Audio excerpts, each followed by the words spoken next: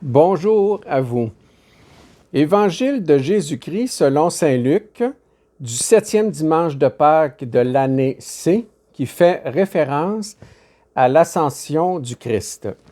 Jésus ressuscité, apparaissant à ses disciples, leur disait: « Il fallait que s'accomplisse ce qui était annoncé par l'Écriture, les souffrances du Messie, sa résurrection d'entre les morts le troisième jour, et la conversion proclamée en son nom pour le pardon des péchés à toutes les nations, en commençant par Jérusalem.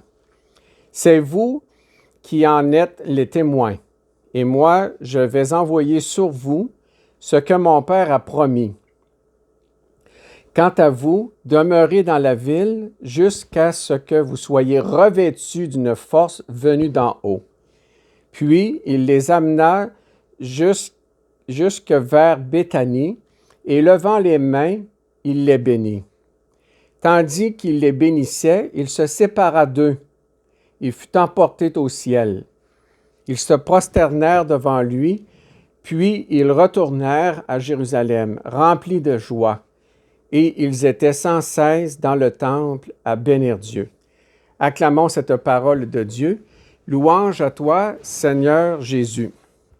Quel beau texte de l'Évangile qui fait référence essentiellement à l'ascension du Christ, donc cette disparition vers le ciel devant ses disciples, cette disparition mystérieuse d'un corps mystérieux, d'un corps énergétique rempli d'une énergie d'amour de Dieu et qui est transformé et qui disparaît dans les nuées.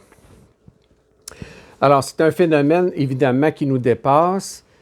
C'est certain que c'est du domaine de la foi, mais plusieurs témoins, plusieurs personnes, les disciples de son entourage du Christ, ont été témoins de ce phénomène.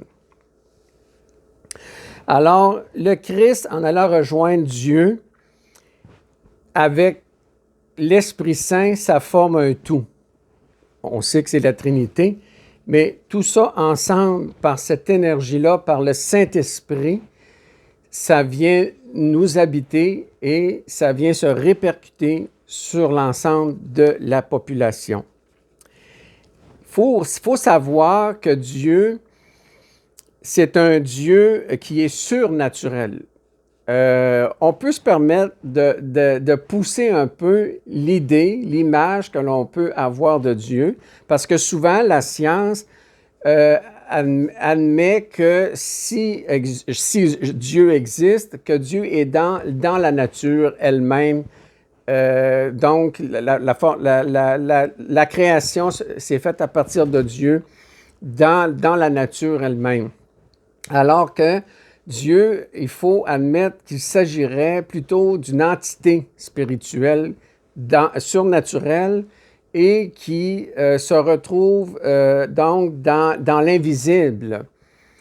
Donc, ce n'est pas quelque chose qui est palpable. La science ne peut pas, en quelque sorte, vérifier avec l'instrumentation, malgré qu'avec la science quantique, l'étude de l'infiniment petit en rapport à un monde parallèle, la science s'intéresse beaucoup à ces phénomènes. Donc, il faut savoir qu'on pourrait, moi je pense qu'on peut se permettre de penser que Dieu le Père, c'est un sage vieillard, donc dans la dimension invisible, qui existe vraiment, et qui est en rapport avec son Fils et le Saint-Esprit, donc l'amour. Et l'amour, cette énergie-là, serait même l'origine même de la création du monde physique.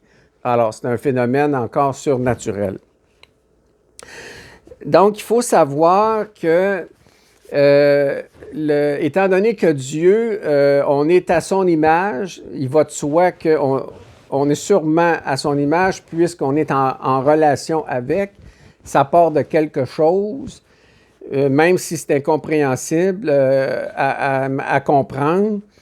Il en demeure pas moins que, donc, Dieu se manifeste en notre personne qui dépend de sa propre création, qui est nous autres mêmes, l'être humain que nous sommes. Et son amour va jusqu'à créer une unité. Donc, dans la Trinité, là, en fait, le Père et le Fils et le Saint-Esprit, tout ça ensemble, par l'amour, ça crée l'unité. Et quand on y adhère tous, ça crée une force d'amour qui fait que les êtres humains sont dans un cheminement spirituel très évolutif, créateur, et ça se développe, ça se dilate dans la société et par conséquent donne des très bons résultats pour aider son prochain, puis évoluer, faire du cheminement spirituel. Et quand on n'adhère pas à cet amour de Dieu, il faut savoir que c'est là qu'on est livré à nous autres mêmes. Étant livré à nous autres mêmes, là, c'est nous qui décidons du cheminement que nous allons emprunter. Et si on s'éloigne de l'amour, bien, en faisant à notre tête, c'est sûr qu'on n'arrivera pas au même résultat. On va même avoir tendance à régresser. Alors, donc, c'est important de savoir que l'amour ensemble fait développer le peuple, fait développer cette énergie-là de création et surtout d'entraide là, pour parvenir à tous à être dans la dignité humaine. Récemment, et j'entends souvent cette déclaration, et je pourrais terminer avec ceci, on dit souvent justement que comme personne, ben oui, je crois en Dieu, mais je ne pratique pas. Alors, c'est une tendance, on le remarque bien. Donc, par rapport à cette idée, c'est que oui, je pense que fondamentalement, ça demande un effort d'être en relation avec Dieu. Il faut lever sa conscience, être en lien avec Dieu dans sa pensée. Et ça demande un effort physique, mais un effort intellectuel aussi. C'est pas pour rien qu'on appelle les textes de l'Évangile, qu'on appelle les textes de l'Évangile, donc, une célébration de la parole, parce qu'on célèbre justement ce que Dieu nous enseigne, et on a absolument besoin de cette parole-là, de cette parole divine, pour nous aider à nous configurer en Dieu et nous aider à cheminer donc vers notre propre cheminement spirituel.